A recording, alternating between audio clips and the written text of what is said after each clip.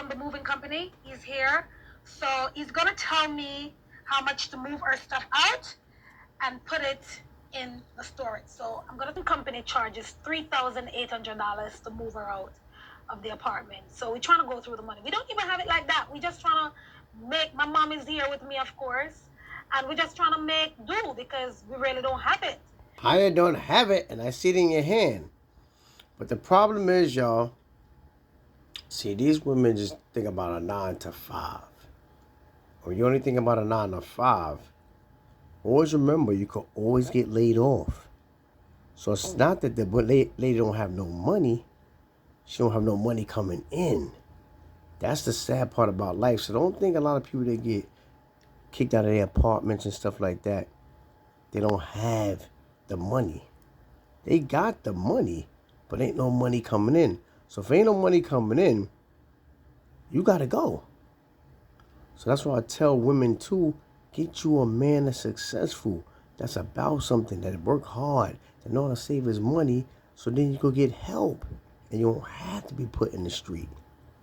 And remember this too, if you're gonna be single, don't buy nothing. You gotta live like a Jew.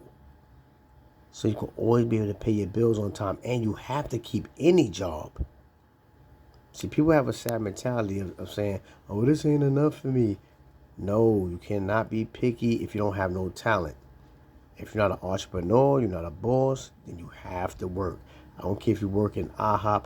I don't care if you work in a deli. I don't care if you work, you're a security guard. Do something, because you gotta remember, when you're a single person, you have to get that money coming in to pay the bills.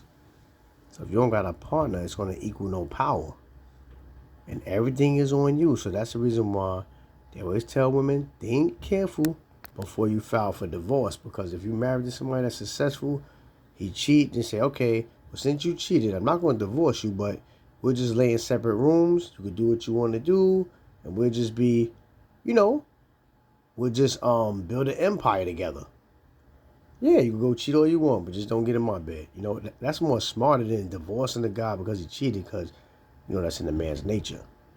So the smart thing to do, y'all get separate rooms, and y'all just keep putting your money in a bowl, and y'all save up together, because being single equals failure.